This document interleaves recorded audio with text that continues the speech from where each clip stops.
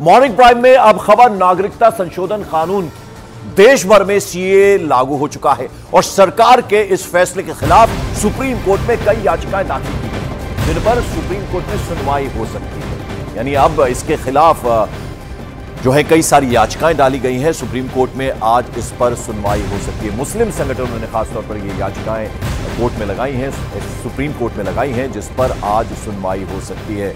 यानी सीए को लेकर जिस तरह से जो तमाम नागरिक यहां रह रहे हैं और खासतौर पर पाकिस्तान, अफगानिस्तान और बांग्लादेश के, उनमें बेहद खुशी है, लेकिन दूसरी तरफ कई मुस्लिम संगठन जो हैं वो नाराज हैं और ऐसे में उन्होंने याचिकाएं डाली हैं सुप्रीम कोर्ट में, आज उनको लेकर सुनवाई होनी है।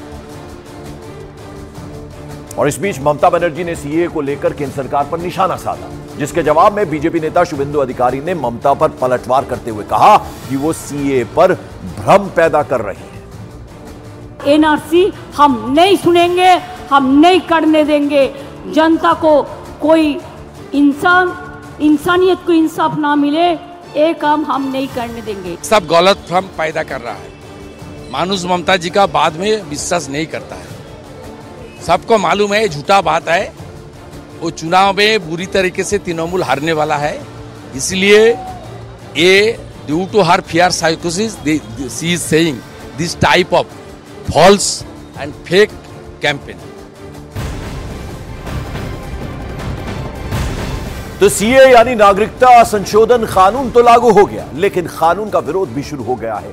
असम के गुवाहाटी से तस्वीरें आई हैं जहां सीए के खिलाफ मशाल जुलूस निकाला गया है। ये अब गुवाहाटी की तस्वीरें देख रहे हैं जहां सीए के खिलाफ लोग हैं और उन्होंने वहां पर मशाल जुलूस निकाल लिया है। तो देश भर में अब अलग अलग जगहों से विरोध की तस्वीरें भी सामने आ रही हैं। ये मशाल जुलूस निकलता हुआ असम के गुवाहाटी का है, जहां नागरिकता संशोधन कानून सीए के खिलाफ लोग सड़कों पर उतरे हैं। महिलाएं आप देख रहे हैं बड़ी संख्या में हैं, मशाल जुलूस वो निकाल रहे हैं। मुस्लिम संगठन वो सुप्रीम कोर्ट पहुंच गए हैं, याचिकाएं उन्होंने डाली हैं। कई मुस्लिम नेता जो हैं, असदुद्दीन ओवैसी विरोध कर रहे हैं, ममता बनर्जी विरोध कर रही हैं, केरल के सीएम विरोध कर रहे हैं। और अब ये जो तस्वीर हम आपको दिखा रहे हैं ये असम के गुवाहाटी की है, जहां लोग मशाल जुलूस निकालते हुए नजर आ रहे हैं। और इसी तरह केरल के तिरुवनंतपुरम में यूथ कांग्रेस ने सीए के खिलाफ प्रोटेस्ट किया। इस दौरान कांग्रेस कार्यकर्ताओं ने बैरिकेड्स को तोड़ने की कोशिश कर दी। बात इतनी आगे बढ़ गई कि प्रदर्शनकारियों को हटाने के लिए पुलिस को वहां वाटर कैनन का इस्तेमाल करना पड़ गया। ये देख रहे हैं आप केरल के तिरुवनंतपुरम की तस्वीरें हैं।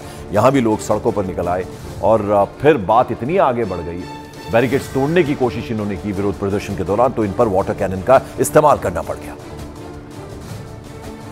तो नागरिकता संशोधन कानून के विरोध में दिल्ली के जामिया मिलिया इस्लामिया में भी प्रोटेस्ट किया गया। यह प्रदर्शन अलग अलग स्टूडेंट संगठनों की तरफ से किया गया। ये आप देख रहे हैं जामिया मिलिया इस्लामिया, वहां पर आप देखिए स्टूडेंट्स हाथ में बैनर पोस्टर लिए विरोध प्रदर्शन करते हुए नजर आए। तो ये तस्वीरें जो हैं वो देश के अलग अलग कोनों से भी देखने को मिल रही हैं। अभी हमने असम गुवाहाटी की तस्वीरें दिखाई थी और अब एक तस्वीर जम्मू से आई है, लेकिन ये तस्वीर अलग है।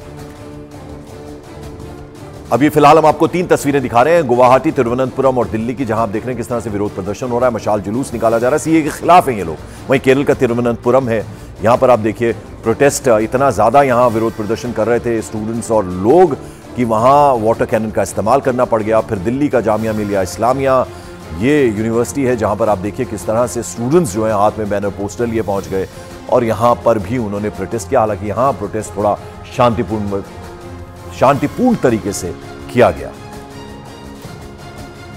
लेकिन अब आपको लिए चलते हैं जम्मू। यहां से अलग तस्वीरें आई हैं। यहां सीए लागू होने को लेकर जश्न मनाया गया और लोगों ने एक दूसरे को लड्डू बांटे। इस कानून के लागू होते ही पाकिस्तान, अफगानिस्तान और साथ ही साथ बांग्लादेश से आने वाले गैर मुस्लिम शरणार्थियों को भारत की नागरिकता मिल पाएगी। हालांकि इन शरणार्थियों को भारत की नागरिकता पाने के लिए आवेदन करना होगा। वहीं सीए लागू होने के बाद जम्मू में डोगरा फ्रंट की तरफ से प्रधानमंत्री नरेंद्र मोदी को धन्यवाद भी दिया गया।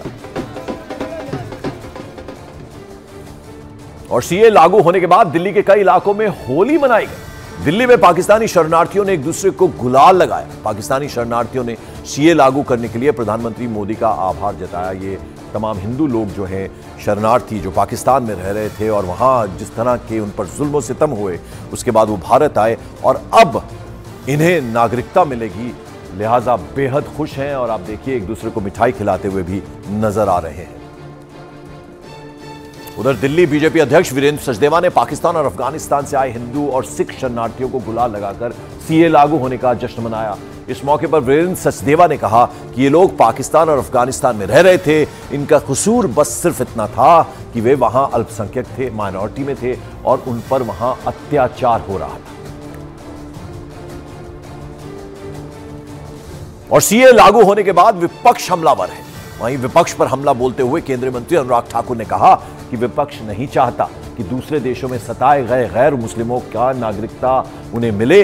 वहीं एआईएमआईएम चीफ असदुद्दीन ओवैसी ने केंद्र सरकार पर निशाना साधा है। क्या कहा है दोनों ने, जरा हम आपको वो सुनवा रहे। सीए को लेकर मुझे केवल इतना कहना है, कानून पहले बन चुका था, नियम हम लेकर आए हैं और बहुत स्पष्टता के साथ कहा है कि जो देश के साथ लगते अन्य देश हैं, पाकिस्तान, अफगानिस्तान, बांग्लादेश वगैरह, वहाँ पर जो माइनॉरिटीज़ अल्पसंख्यक हैं, हिंदू हैं, सिख हैं, ईसाई हैं, बौद्ध हैं, पारसी हैं, उनके साथ जो उत्पीड़न किया जाता है, प्रताड़ना उनकी होती है, किसी के साथ बलात्कार होता है, किसी को जबरन धर्म परिवर्तन या फिर उसको ब्याह करने के लिए मजबूर किया जाता है, दबाने का काम किया जाता है, उन हालात में जो नहीं रहना चाहता वो किस देश का रुख करे। वो भारत ने बड़ा हृदय करके उनके लिए नागरिकता का प्रावधान किया है।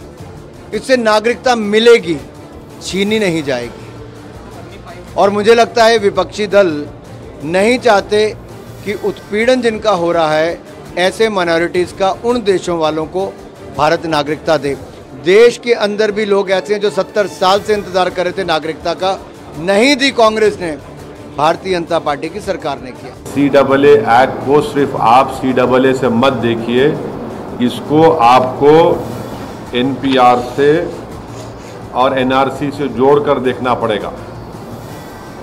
और जब वो होगा तो जाहिर है उसमें सबसे ज़्यादा निशाना बनेंगे मुसलमान, दलित, आदिवासी और गरीब लोग।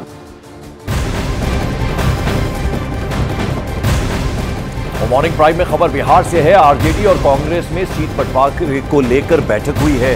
सूत्रों के हवाले से जो खबर आ रही है, बिहार में ज्यादा सीटों पर आरजेडी लड़ना चाहती है। कांग्रेस ने 15 सीटों पर इस बीच दावेदारी की है। लालू प्रसाद यादव 8-9 से ज्यादा सीट देने के मूड में नहीं है कांग्रेस को, और इसको लेकर कहीं ना कहीं बैठक हुई है। थोड़ी इसमें तनातनी हो रही है। बिहार में ज्यादा सीटों पर आरजेडी लड़ना चाहती है और 8 या 9 से ज्यादा सीटें नहीं देना चाहते लालू प्रसाद यादव। इस तरह की खबर भी सामने आ रही है।